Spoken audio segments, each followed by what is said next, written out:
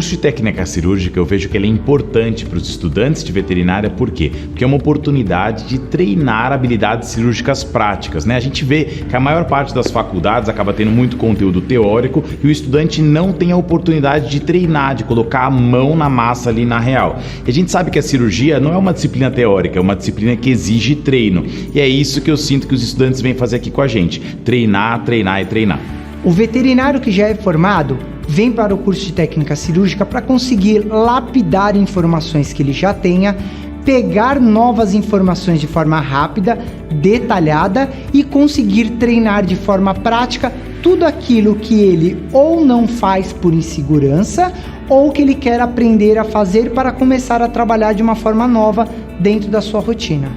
Como pessoas da minha cidade passaram, que o curso foi sensacional, maio de 2022, falaram, eu já comecei a correr atrás, mandei mensagem pro pessoal, incomodei muito o pessoal da secretaria, fiz a matrícula, carreguei 5 amigos meus comigo pra cá e essa parte é muito emocionante porque foi difícil estar aqui. Desculpa, mas é bobeira para alguns, mas é realmente a realização de um sonho para mim. Eu tô nesse sonho desde maio, como dito, e quando chegou janeiro que eu falei, chegou, é agora. E falei, eu consegui, porque às vezes questão financeira, né, da gente estar em outro lugar, eu sou do Rio, então vir para São Paulo em outro lugar, mas deu tudo certo, então o sonho se realizou, concretizou, eu formei na técnica intensivo de técnica cirúrgica, tá aqui e se eu fosse vocês, eu vinha também, porque vale muito a pena e eu tô falando de todo o coração, tá, gente? Eu tô me sentindo muito mais segura para poder fazer agora as técnicas que eu aprendi aqui. Formei!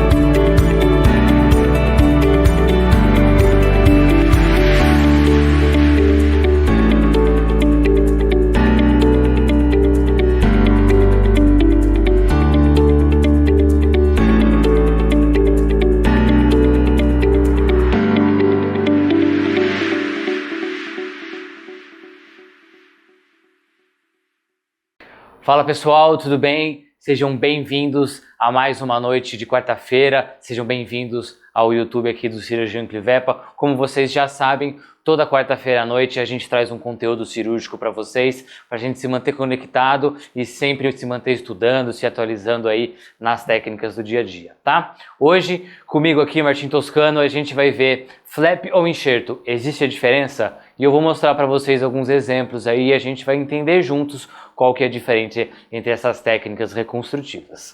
Beleza? Para quem ainda não me conhece, meu nome é Martim Carlotto Toscano, tenho 32 anos, sou um dos instrutores aqui do Núcleo de Cirurgia da Anclivepa. Fica aí o meu convite para quem quiser me seguir, me acompanhar aí no Instagram, tem o meu QR Code na tela, basta colocar o celular e me seguir e você vai acompanhar um pouquinho da minha rotina, certo?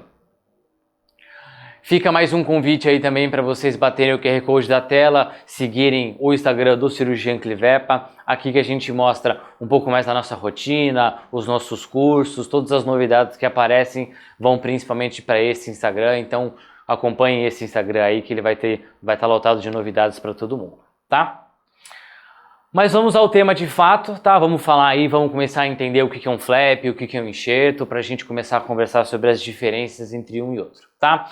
Então, inicialmente, a gente sempre vai pensar nessas técnicas, inicialmente a gente vai pensar em cirurgia reconstrutiva, tá, pessoal? Então, quando a gente tem que fazer a remoção de uma grande neoformação e vai abrir um grande defeito nesse paciente, ou então a gente tem que fechar uma ferida muito extensa que ia demorar muito para fechar de forma primária, e aí a gente tem que partir para técnicas mais avançadas de cirurgia reconstrutiva para a gente tentar diminuir o tempo que aquela ferida ia ficar aberta, e a cirurgia reconstrutiva vai nos auxiliar dessa forma, certo? Vindo dela, a gente tem então duas opções, os retalhos ou flaps, tá? Como vocês preferirem chamá-los, ou então os enxertos, tá? Cada um tem as suas particularidades, cada um tem as suas diferenças, certo? Entre os flaps a gente ainda tem 2 segmentos posteriores, tá? Então eles podem ser ou em padrão axial ou em padrão subdérmico. A gente também vai conversar sobre a diferença aí desses 3, tá? O que é um subdérmico, o que é um padrão axial e o que é o enxerto, tá? A gente vai entender na aula de hoje as particularidades de cada um e as diferenças principais que a gente vai ter, beleza? Começando aí então pelos retalhos em flaps, tá? A gente vai começar falando sobre os subdérmicos, então a gente vai ter um segmento de pele aí preso a um pedículo, tá? Então o padrão subdérmico diferenciando para o padrão axial é que o padrão axial ele vai ter esse pedículo preso a um segmento de pele bem específico, certo? O padrão subdérmico ele vai ser irrigado pelos próprios vasos de subcutâneo que aquele segmento de pele vai ter e não vai ter necessariamente um segmento ali, né, um vaso propriamente dito naquele segmento de pele, certo, pessoal? Então, o padrão axial tem um vaso ali, um pedículo específico para o segmento de pele. A irrigação do padrão subdérmico, ela vem de toda a irrigação própria do subcutâneo, tudo bem? Opa! E aí, então, dando um exemplo prático aí para vocês, um retalho de padrão subdérmico pode ser um retalho de avanço unipediculado, tá, pessoal? Ou então, que a gente vai falar um pouquinho mais para frente, um retalho de padrão bipediculado, que é praticamente a mesma coisa, só que dobrada ali para os 2 lados, tá? Então, um retalho de avanço unipediculado, a gente vai ter ali um defeito, certo? Que vai ser criado ou que já tem através de alguma ferida, tá? E a gente vai fazer aí, então, como a gente vê na imagem, um avanço de pele para cobrir aí aquele defeito, tá? Sempre a gente vai fazer isso respeitando as medidas que a gente tem aqui do lado, tá? Então, num breve resumo, a gente tem X igual a X aqui em cima, então o tamanho da ferida que a gente gerou ou que já tenha é o mesmo tamanho do segmento de pele que a gente vai avançar, tá? Então, por isso que os tamanhos são iguais. Tamanho da ferida igual ao tamanho do segmento de pele que a gente vai avançar. E esses triângulos aqui tem a medida de metade desse X, então a gente vê aqui X sobre 2, tá? Qual é a função desse triângulo? Esse triângulo ele vai diminuir ou praticamente matar as orelhas de cão que seriam formadas se a gente tentasse puxar esse segmento de pele sem a formação desses triângulos, tá, gente? Então é para isso que a gente tem aí o desenho desse triângulo, é para isso que a gente faz essa incisão também, a retirada desses triângulos, e aí então a gente avança aquele segmento de pele para então cobrir o defeito que foi criado sem a formação de orelha de cão, porque a função desse triângulo é justamente essa, tá? Aqui num esqueminha de livro a gente tem como isso é feito, certo? Então a gente vai notar aqui que a gente tem um defeito que foi criado, tá? Então ele vai ter um tamanho X aqui embaixo e o segmento de pele que vai avançar vai ter este mesmo tamanho X, tá, pessoal? Qual que são particularidades que a gente tem quando a gente estiver falando de um padrão subdérmico, tá? Vocês estão vendo aqui que nas imagens, tá? O cirurgião ele está fazendo alguns pontos de ancoragem para tentar diminuir o espaço morto e ajudar na cicatrização e fixação desse avanço de pele, tá? A gente sim pode fazer isso no padrão subdérmico, mas com uma certa parcimônia aí, tá? Por quê? A gente consegue ver na imagem aqui, ó, vou dar um zoom para nós, que a gente tem dá para ver bem nessa imagem os vasos que vão irrigar todo esse segmento de pele, tá? E a gente tem que tomar cuidado quando estiver fazer esses pontos de ancoragem para não passar com o fio ali e acabar matando aquele vaso, acabar fazendo uma ligadura num vaso que está irrigando aquele segmento de pele. Então a gente vai distribuir no máximo 2 ali, no máximo 3 pontinhos de ancoragem para ajudar na fixação daquele segmento de pele para diminuir o espaço morto e posteriormente a formação de um seroma, tá? Então tomar muito cuidado com isso quando você for fazer esses pontos de ancoragem no padrão subdérmico, entender aonde você está fazendo e distribuir o menos possível ali para você não matar aqueles vasos que vão estar irrigando aquele segmento, certo? Tá? E aí posteriormente ele vai evoluindo aí, vai ficando dessa forma, tá, gente? Fez ali os pontos de ancoragem, ele vai ficar em posição, certo? A gente conseguiu ver ele fazendo aqui, e aí então ele vai ficar nesta posição final, tá? Aí depois disso a gente só vai distribuir uma sutura contínua do subcutâneo, tá? 3 suturas contínuas, então uma daqui até aqui, outra daqui até aqui e outra daqui até aqui, tá? A gente nunca faz uma única sutura contínua do subcutâneo pegando todo esse segmento aqui. A gente faz 3 pontos diferentes, tá? Todos os pontos retos são um padrão aí de sutura contínua que a gente vai fazer, tá? O avanço de pele bipediculado, como eu havia conversado com vocês, tá? a gente vai ter a mesma coisa do unipediculado, só que duplicado. Então, avanços aí que vão vir dos dois lados, como a gente consegue ver na imagem, tá? Então, aqui a gente tem o defeito e ele vai ser fechado exatamente da mesma forma como a gente viu no unipediculado, só que aqui a gente vai ter dos dois lados. Quando que eu faço para escolher um, quando que eu faço para escolher o outro? Sempre que possível, a preferência é para o bipediculado. Por quê? Porque assim a gente vai dividir a atenção entre esses dois segmentos de pele que a gente vai puxar, tá? Como no unipediculado a gente teria só um segmento de pele avançando, toda a atenção fica nele. No bipediculado eu tenho dois segmentos de pele, então eu vou dividir a atenção entre eles e vai ficar com esse aspecto final aqui que a gente tem essa forma de UH, por isso que a gente também chama eles de H-plastia. Tá bom, pessoal? A formulação, né, como a gente vai confeccionar a H-plastia, o avanço bipediculado, vai ser da mesma forma com que a gente viu no unipediculado, tá? Então, o tamanho da ferida é X, os avanços de pele que a gente vai fazer também são X, tá? E os triângulos aqui, só que agora a gente vai fazer 4 triângulos, também são X sobre 2, então metade da medição aí do X. Tudo bem? Um exemplo plástico que a gente vai ter, tá? Aqui a gente tem uma neoformação bem no dorso do paciente, bem centralizada ali no dorso do paciente. Nessa posição a gente tem espaço o suficiente para puxar a pele dos dois lados, então a gente acaba dando preferência para esse padrão bipediculado, tá? E aí aqui a gente fez as medidas, né? Fez as aferições ali, mediu o tamanho do X, duplicou ele para os dois segmentos de pele que a gente vai ficar, fez X sobre 2, desenhou os triângulos também, né? Fez a incisão em tudo ali e no final a gente tem esse aspecto, tá? Já feito os pequenos pontos de ancoragem necessários na parte ali do segmento de pele que avançou, tá? Aqui a gente já fez subcutâneo e a dermorrafia também, tá? A gente consegue notar que os triângulos que a gente havia desenhado, ó, os triângulos foram feitos aqui anteriormente, aqui a gente tem eles diminuindo bastante ou praticamente matando aí a formação de alguma orelha de cão, tá? Por isso que é bem importante que a gente sempre faça a orelha de cão, tá? Faz parte da técnica, é bem importante.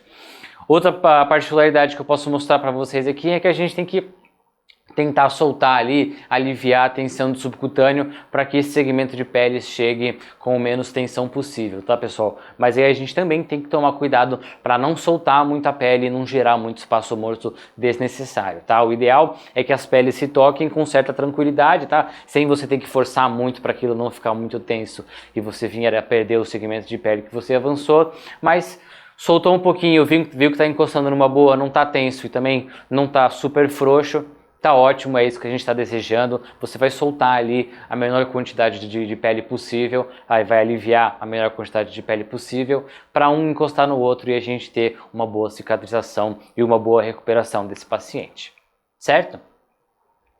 Falando agora então do padrão axial, tá? Como a gente já conversou, a grande diferença é que no padrão axial do padrão subdérmico, agora a gente tem uma artéria e uma veia direta da base, tá? Nesse esquema de livro aí que vocês vão encontrar em qualquer livro de cirurgia, qualquer livro de reconstrutiva, a gente vai ter os principais vasos que a gente usa, né? Os principais segmentos de pele que a gente usa para fazer os retalhos de padrão axial, tá, pessoal? Então a gente vai ver aí temporal, homocervical, vai ter auricular caudal aqui também, as epigástricas tanto superficial quanto caudal, tá? Enfim, a gente tem uma boa gama de vasos aí, uma boa quantidade de segmentos de pele que a gente consegue utilizar para tentar fechar feridas, né? Fechar grandes defeitos em toda essa região, tá? Mas aqui eu já coloco um asterisco aí, aqui eu já coloco um adendo quando a gente quer comparar isso com os enxertos, tá, gente? A gente consegue notar que a grande maioria desses vasos fica localizado mais em padrão,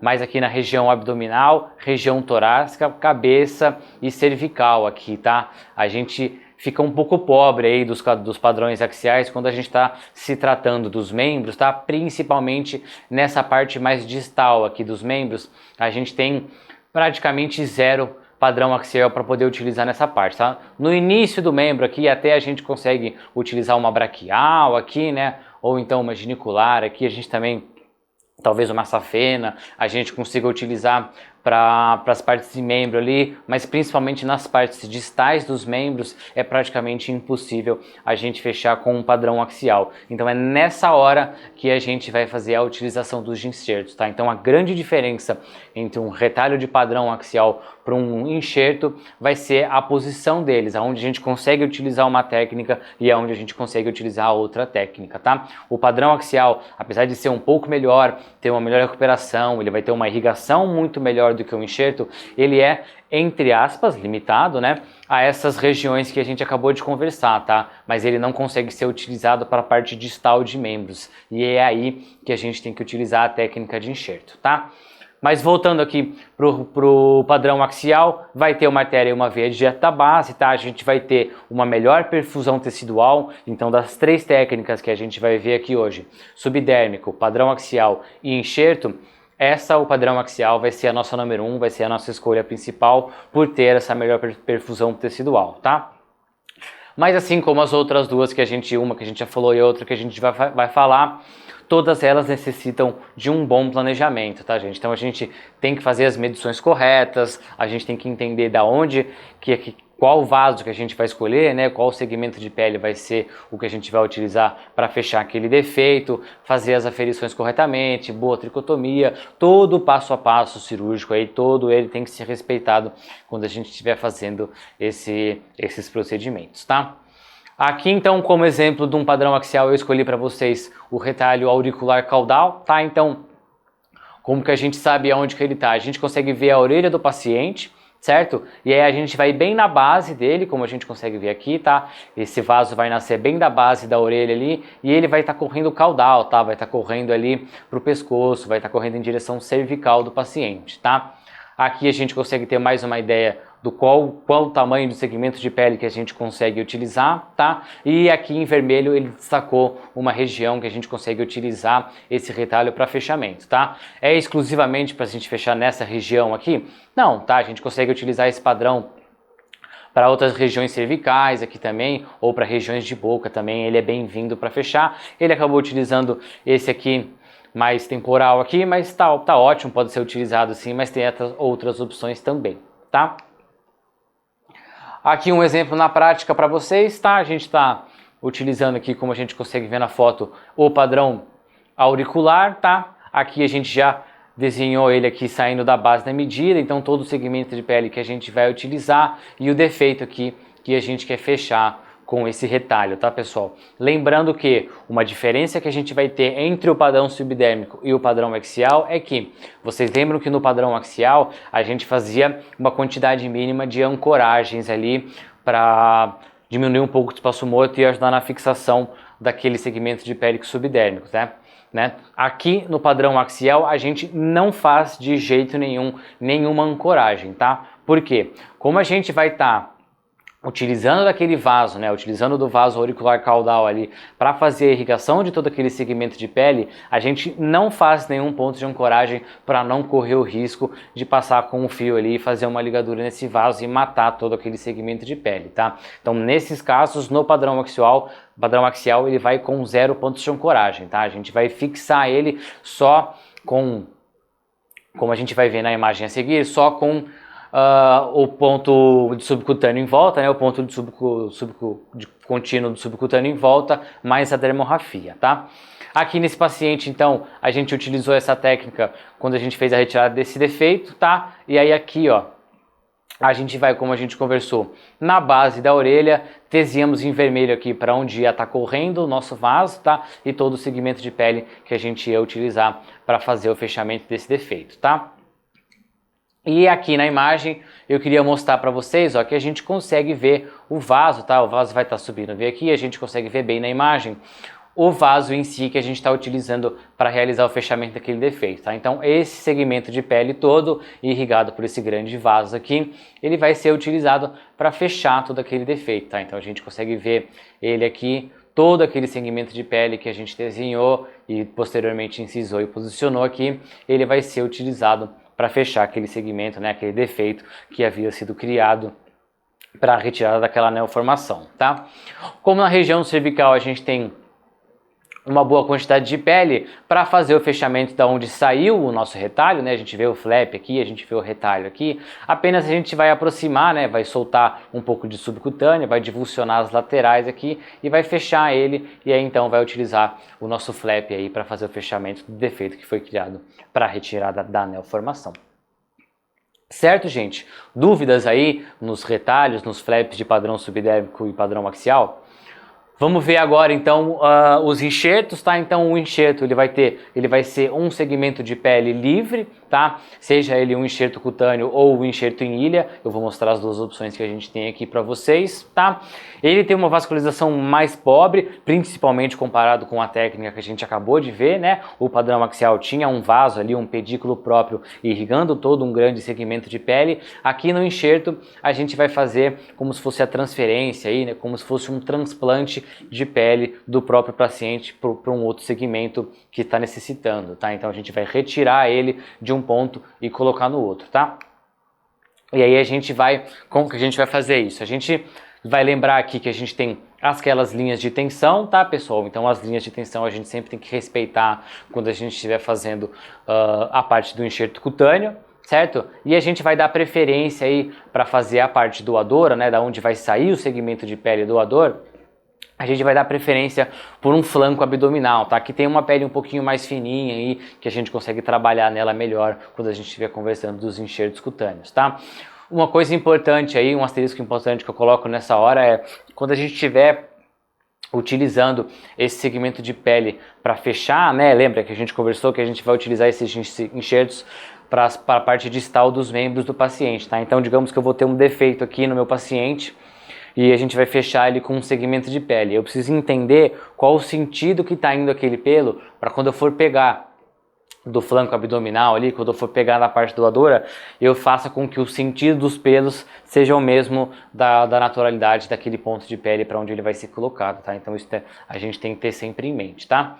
Então, o enxerto cutâneo em si, a gente vai primeiro fazer a medição, tá? Então aqui é isso que ele está fazendo com essa gaze aberta, né? Com essa compressa aberta. Você vai primeiro colocar a compressa em cima da parte que necessita, né? E não o leito receptor daquele segmento de pele, e vai fazer marcações ali com uma gaze ou com uma compressa para você ter a exata forma do que você vai ter que pegar ali no segmento de pele novo, tá?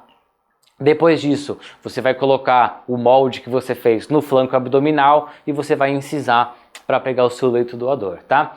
Depois disso, a gente tem que trabalhar em todo aquele segmento de pele que foi retirado, tá? Então, o que a gente vai fazer?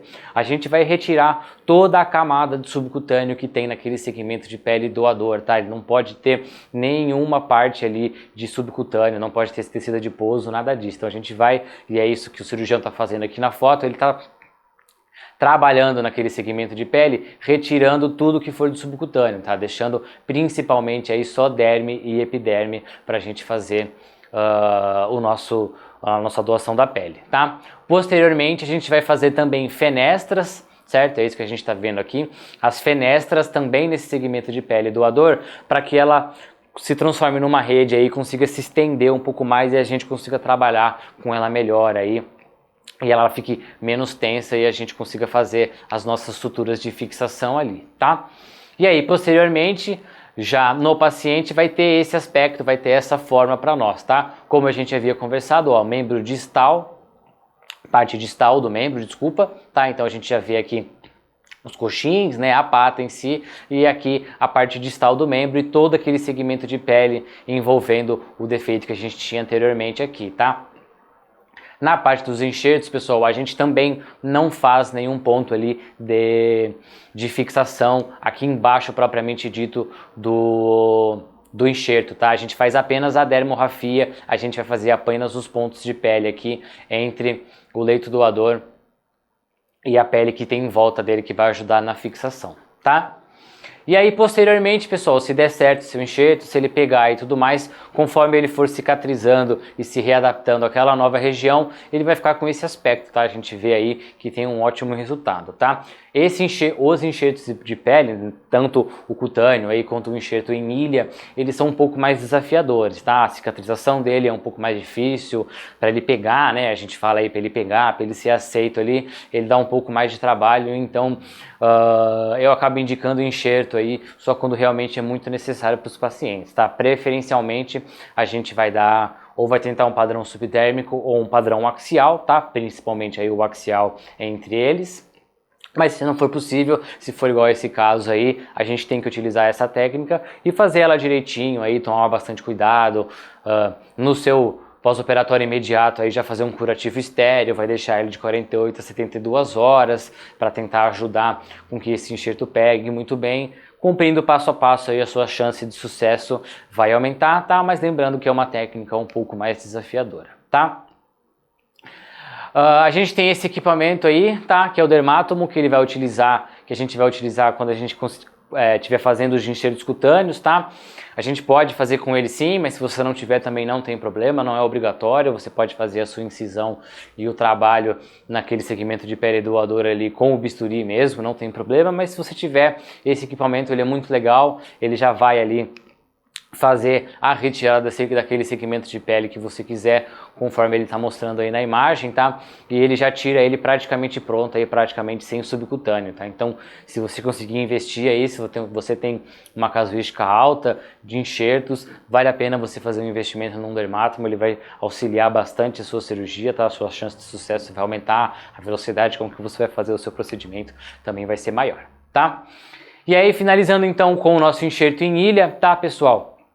O enxerto em ilha vai seguir aquele mesmo princípio de um segmento de pele livre, tá? Só que agora segmentos de pele bem menores, tá? Então por isso que a gente chama de ilha, porque a gente vai pegar vários pequenos segmentos de pele aí e vai transplantar, né? Vai colocar eles então numa grande ferida, aonde a gente nem conseguiria fazer um padrão axial e nem conseguiria fazer um enxerto, porque nenhum deles. O enxerto precisaria ser um enxerto muito grande e isso, a sua chance de insucesso, ela é altíssima, tá? E a gente tem uma ferida tão extensa aí, que está demorando tanto para cicatrizar, que os padrões axiais ali também a gente já gastou, eles infelizmente não deu certo, tá? A gente pode ter inúmeras recidivas aí e chegar num ponto onde a gente tem que utilizar um enxerto em ilha, tá? Então, através preferencialmente aí de um punch, tá? Que foi o que a gente utilizou para fazer a cirurgia, você vai coletando os pequenos fragmentos de pele e vai então transplantando eles por toda a extensão aí da ferida que a gente tem, tá? E vai ficar com esse aspecto final quando a gente tiver transplantado todas essas ilhas, né? E tiver cobrido aí uma grande margem da ferida que a gente tinha, tá? Então um aspecto final vai ser aí várias ilhas que a gente retirou, tá vendo? Então toda a lateral dá um tanto de flanco abdominal, como a gente havia conversado anteriormente, mas de flanco torácico, que também a gente vê na imagem, tá? Tudo isso vai ser transplantado aqui para fazer o fechamento dessa extensa ferida, tá, pessoal? Assim como na técnica de enxerto cutâneo, o enxerto em ilha também é super desafiador, tá? A gente consegue ver aqui que a gente tem uma boa resposta, tá? Algumas ilhas conseguem pegar muito bem e ajudar na cicatrização, mas não em todos os pontos, tá, pessoal? Então a gente tem que aí utilizar, é uma técnica também super delicada, tá? Mas comparando uma imagem a outra, a gente tem aí um resultado satisfatório, tá? Mais aí provavelmente de 70%, 75% da ferida que a gente tinha inicialmente foi bem fechada, tá? Muito desse tecido aqui também, a gente tá com ele fechado por pele por baixo, tá? Então esse tecido aqui, na verdade, a gente pode acabar fazendo a retirada depois, embaixo disso tudo tá crescendo pele ali, então a gente tem um resultado satisfatório. Tá bom, gente? Bom, era isso que a gente tinha para conversar hoje, então a gente conseguiu entender aí a grande diferença entre um flap e um enxerto, tá? Vocês viram que o enxerto é um segmento de pele livre, ele é mais trabalhoso, a gente tem que trabalhar um pouquinho mais nele, a chance de insucesso é um pouco maior quando comparado a um padrão axial, que tem um pedículo próprio, ou um padrão subdérmico, que vai ser irrigado pelos próprios vasos do plexo subdérmico ali, tá? Para quem quiser ver mais disso, fica o meu convite aí para vocês virem nos encontrar e fazer o curso intensivo de técnicas cirúrgicas, tá? A gente está com uma turma agora em julho, se eu não me engano a gente está nas últimas vagas, então corre, coloca o QR Code aí, bate o celular na tela, vai falar com um dos nossos consultores, tá? Para você pegar aí alguma condição especial, ele fala que você veio da live. Nesse curso a gente vai ver técnicas reconstrutivas, a gente vai ver sistema digestório, sistema urinário, técnicas de emergência, tá? Miscelâneas aí, onde a gente vai ver um pouquinho de cada setor também, né? Cirurgias mais comuns aí de cada setor. Tudo isso muito bem explicado aí por todos os instrutores e coordenadores do núcleo de cirurgia aqui da Anclivepa São Paulo, tá? E os dois principais fatores aí desse curso, que mais me chama a atenção, que eu mais gosto desse curso, é que no penúltimo dia do curso vocês fazem uma castração, tá? Então a gente vai ter uma vivência hospitalar com pacientes em vivo, então a gente, com toda a equipe envolvida ali, a gente auxilia vocês aí na castração de alguns animais. A gente faz uma campanha de castração bem legal aí, onde cada dupla consegue fazer um animal, tá? E a gente faz tudo bonitinho, da melhor maneira possível para que esse paciente seja castrado e o aluno tenha uma experiência maravilhosa aí. A gente tem vários relatos de que muitos dos alunos tiveram a primeira experiência cirúrgica nesse dia e a galera ama muito esse dia, tá? Eu sou completamente apaixonado, disparado, o dia mais legal do curso é a campanha de castração, então para quem quer conhecer, para quem quer vir, é muito legal, esse curso tem muita prática, tá? E o segundo fator importante aí é que a gente tem uma terceira semana bônus, aí a gente tem uma semana bônus de estágio que é exclusiva aos alunos desse curso, tá? Então o curso tem duração de 2 semanas, tá? Então 2 semanas de aula aí com aquele dia de campanha de castração e uma terceira semana bônus, onde vocês podem fazer estágio nos nossos hospitais públicos aqui de São Paulo, tá? Então a gente consegue aí, vocês conseguem acompanhar toda a rotina cirúrgica de um hospital público, toda a loucura e o caos gostoso que a gente tem na rotina dos nossos hospitais, tá? Lembrando que esses estágios são só liberados para alunos de pós-graduação aqui da Anclivepa São Paulo ou para vocês aí que decidirem fazer o curso de técnica cirúrgica, tá? Então, coloca o QR Code aí, vai falar com um dos nossos consultores, garante a sua vaga e vem conhecer a gente aí, vem aprender bastante com a gente, vem treinar, vem botar a mão aí, vem amar a cirurgia do jeito que a gente ama, certo? Pessoal, eu queria agradecer aí a presença de todos na noite de hoje, tá? Eu vou ficando por aqui, espero que vocês tenham gostado e até a próxima. Muito obrigado.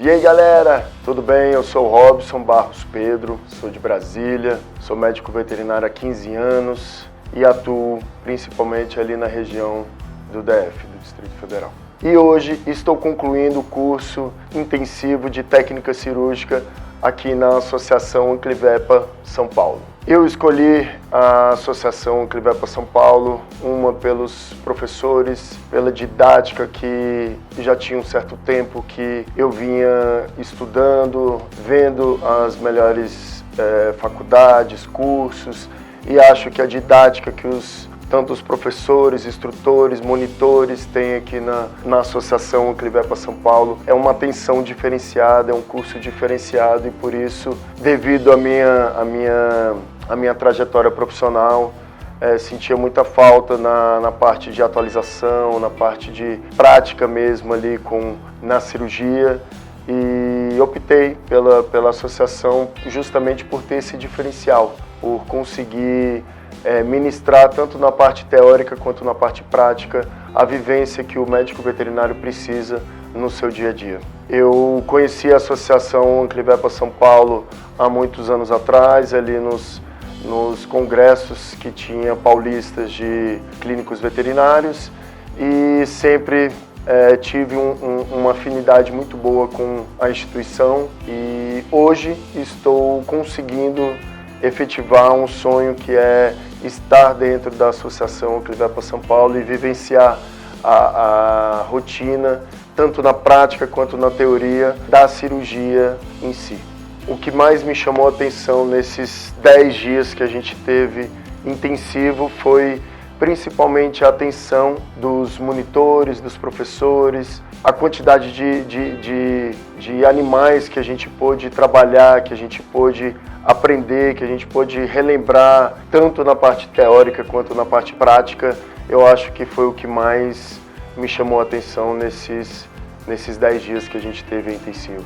Extremamente recomendo esse curso, tanto para médicos veterinários recém-formados, quanto para médicos veterinários já experientes, para moldar, para a gente ver o que a gente pode estar melhorando no nosso dia a dia, na nossa rotina, atualizar principalmente, sempre baseado ali no que a literatura diz. Eu acho que esse é o principal diferencial que os professores estão conseguindo trazer com esse curso intensivo.